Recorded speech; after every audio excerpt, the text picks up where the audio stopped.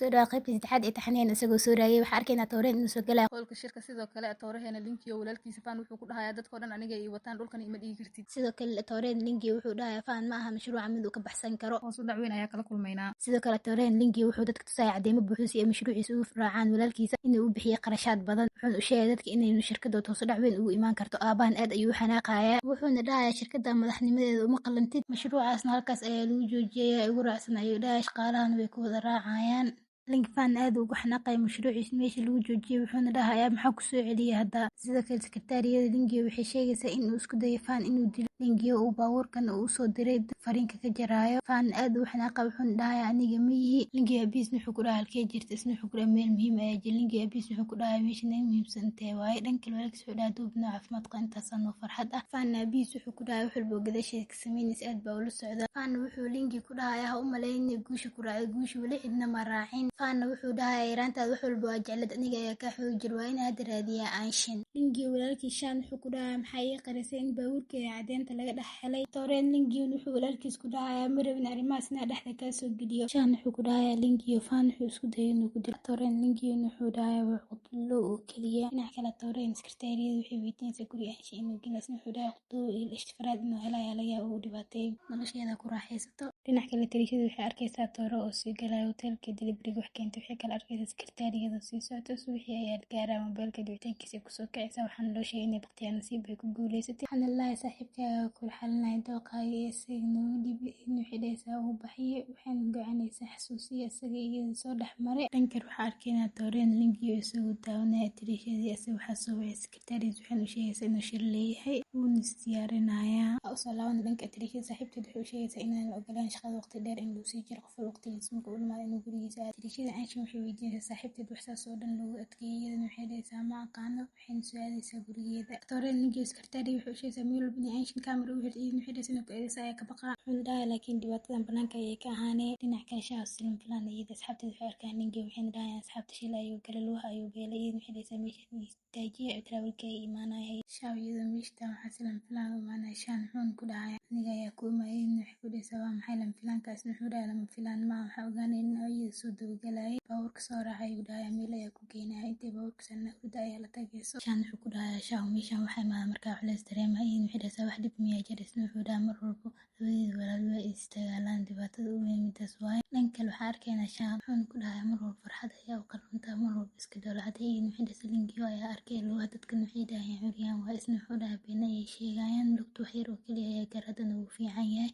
laatu Linkiyo miyaa xasuusta ayuu ku dhahay haa ma ilaawi kara ayay dhahaysaa dhanka kale waxaa arkaynaa taliishada shaqadeeda joogto waxaa soo galaya shaqada wiil qurux badan wuxuuna ka qabanaya wax kusoo dhici rabo waxayna dhahaysaa walaa gabdhahan waxay dhahayaan wiil walba qurux badan wuxuu iyada la uraastaa aanshin walaalkeed wuxuu ku dhahay dhibaatooyinka maris maxaa ii akhrisay in iskuulka lagaa soo saaray iyadana waxay dhahaysaa sidee ku ogaatay hadda walaalka ayaa kusoo labtay ayuu dhahay garabka ayaan ahay ayuu dhahay iyadana waxay dhahaysaa mar walba wehel waa haystaa maxaa yeele bushneedka ay siisa ayaa mar walba weheliya ayay dhahaysaa waxaa arkaynaa waa markay yareed waxay ku riyootay riyo cabsila walaalkeen wuxuu u keenay bushneedkaas wuxuuna dhahay riyooyinka cabsida ayay ka xijinaysaa waxayna kusoo laabanaysaa koobteeda shaqada dhanka kale waxaa arkaynaa Tooreen wuxuu ogaanayaa in taliishada ay la joogto wiil wuxuuna bilaabayaa inuu dhaho maxaa waay sababta ula joogta maxay tahay sawir laga soo qaaday markii la tusay dhanka kale taliishadeen waxaa loo soo diray xayeysiimo wax sida walid ah shirkad ayaana soo xusuusinaysa qof ayaana ku dhiirigelina inay sameyso dhinaca kale Tooreen lugtiisa caafimaadkiisa ay tiktoorka weydiinay isna u jawaabay tiktoorka mobaylka ayuu ka faa waxaaba ogaanayna wiilka taliishada dhiirigelinaya inuu asaga yahay wuxuuna weydiinayaa calaamada sekretariyada waxayna dhahaysaa waa saaxiibtiisa dhinaca kale taliishada waxay su-aalaysaa shaqadii xayeysiinta waxayna soo xusuusin maalin roob uu da-aysan oo Tooro u difaacay roobka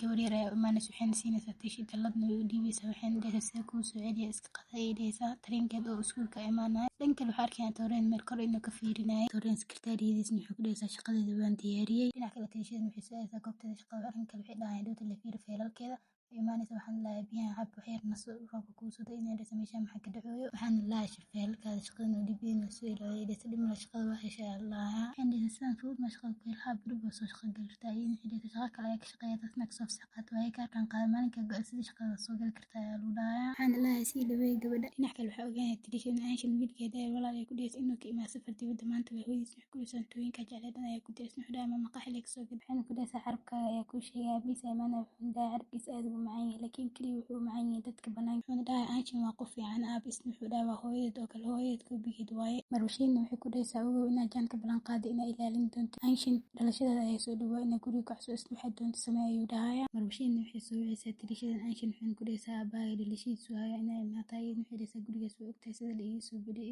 Marwashiina waxay ku dhaysaa aad ay ugu farxi lahaa imaanshahaaga ee imaa marka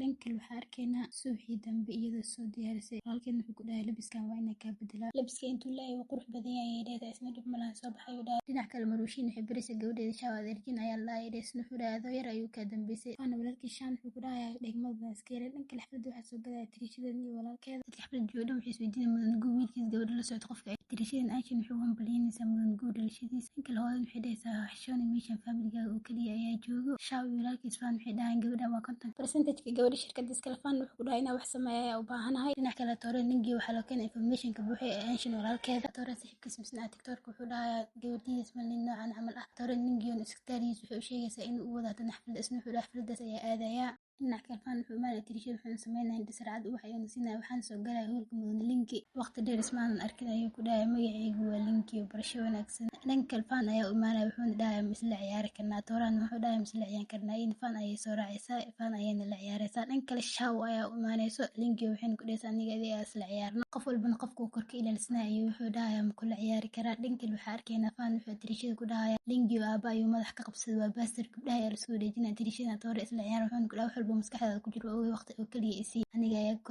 jawaabay waxay dhaysaa waalidiintada ay ka dhuminayso wala socod sidoo kale Faan wuxuu dhahay isagu qiyaamad badan yahay linkii waa iskii fogaatay iyaduna waxay dhaysaa meel xun ayaa ku dambaysa aadna meena ka tagaysaa Toore linkii Shaaw ka raal gelina wana ka soo tagay tirishada bi ayaa lu sheegay waxaan la booliska loo dheeyay waxay dhaysaa waa saaxiibteeda iyo booliska dhigay waxay ku dhaysaa waqti badan ayaa ku dhaana dhankale Mr. Gu wuxuu ku dhahay meel kasta ay maatid Anshin dhibaato ka dhamaad isna wuxuu dhahay gabadha inta difaacaysas ma ulaad leesna wuxuu dhahay ma fahmi waaye lugun wuxuu ku dhaysaa Anshin gacanteeda dartaada ayaa u waayay ku dhaysaa Anshin waxay dhaysaa waa hadleen lingi walaalkeed waxay isku dayeen inay soo raacaan Anshin waxay dhaysaa waa dhibaato in iidin ku soo socdeen soo raacin Anshin waxay lugu ku dhaysaa maalinkaas dhibaatada dhacday kas igama ahayn igaraan la qaydaysa in gacanteeda ma soo celinaysa dhankale waxaa arkaynaa Toora inay ka fiirnaa kaamirooyinka waxay ogaanayaan yugo inay qaristay mindi markay qolka sii soo secretariin waxay dhaysaa qolka ay galeen kaamira ma ku xirno uun Anshin waxay ku dhaysaa gacanteeda sidee naqto inay gacanta naqtaa weyn soo weeraraysaa lingi Anshin walaalkeed waxay isku dayaan inay raadiyaan Anshin waxay arkaysaa yugo in madax ay wax u dheero iyada isku dhigayso meesha ay ku sii xisay yugo meesha ay ka baxsanaysaa hore ayuu ogaa Faan qolka inay ku jiraan wana u imaanaya sidoo kale Toore ningi ayaa imaanaya wuxuu dhahay ka fogow iyada Anshin walaalkeed wuxuu ku dhahay uu soo wareej aniga walaasheeda ilaalsan isna wuxuu dhahay aniga waa jecel secretariin sawir ayay tusay isna wuxuu dhahay aniga ayaa kaaga xaqba Mr. Gun wuxuu dhahay bax ee guriga aad Toore ningi meesha ayuu kusoo wadanaa Anshin Shaan wuxuu ku dhahay Shaaw dibad kaliya in web iska jaakaraysa iska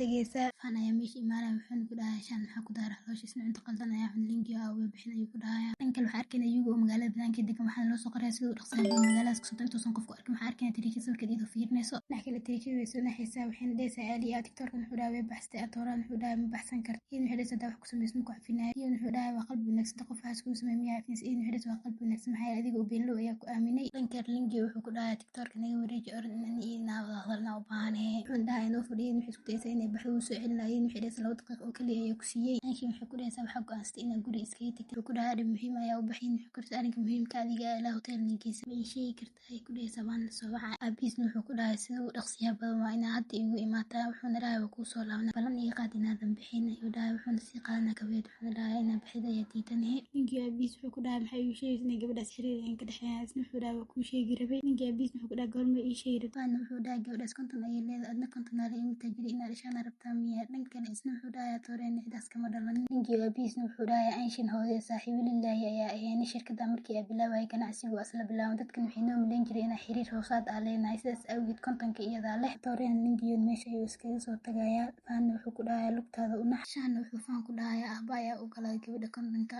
waxaan sidaas xun ugu hadlaysaa linkii oo awood ah leedahay markaan malan Faan wuxuu dhahay aniga walaalkaas ma ila jiraysid miya dhinac kale Anshin walaalkeed isbitaalka ayuu imaanay TikTok wuxuu dhahay qolka kuma gudbin karo waa gargaraaca waxay ogaanayaan Anshin inay qolka ku jirin waxay arkaan inay dabaq gadaal inay ka degtay ay rabtay dhankale Anshin walaalkeed ayaa hoos aadayo wana badbaadinaa Anshin wuxuu ku dhaysaa TikTok uma baahna ku dhahay lingi lacagiisa iyo wixiisa TikTok wuxuu ku dhahay saasa sameyn aniga ay lagu ka amaanaysa dhanka lingi isbitaalka ayuu imaanay warqad ayuu meesha looga reebay TikTok wuxuu dhahay walaalkeed ayuu imaaday wana kaxeeyay maalmo nujiga waa ka qanaa dhanka lingi wuxuu soo aaday dhanka tirishada gurigeeda lingi secretariis wuxuu ku dhaysaa inay gargaraacayso kuma fiicna Anshin walaalkeed ayaa ka furaayo. Linkiina wuxuu dhahayaa Anshin intay ku qarisay. Anshin walaalkeedna wuxuu ku dhahayaa laba suuq kasoo gatay maamuudaa. Anshin walaalkeed wuxuu ku dhahayaa u tahay adiga nasiibkeed ayuu dhahayaa Linkiyo wishtaa waa la socday marar badan. Anshin ayaa soo bixiyay wuxuuna ku dhahayaa Anshin walaalkeed xog ayuu guriga soo galay inuu kula hadlana wuu rabaa. Anshin wuxuu ku dhahayaa hal eray ayaa dhahay xataa umahay keligii inaa ku arkayo ayuu ku dhahayaa Linkiyo. Anshin walaalkeedna banaanka ayay u socdeen. Linkiyona waa niraha ayuu dhahay wuxuu dhahay filim waxaa soo daawan rabnaa xasharaadka waa niraha le ayuu dhahay wuxuu dhahay meel uma soconaba. Linkiyona iskaga soo tagayaa. Dhanka kale Anshin walaalkeed waxay ku dhahaysaa ima weydiinaysid miya wiilka anaga wax naga dhexay isna wuxuu dhahay waqtiga saxda adiga ayaa ii sheegi doono hadduu wixiis qasab ee tahay walaalkaaga ayaa ku jiro xoog weyn anaa kaa celinaya ii sheeg oo keliya.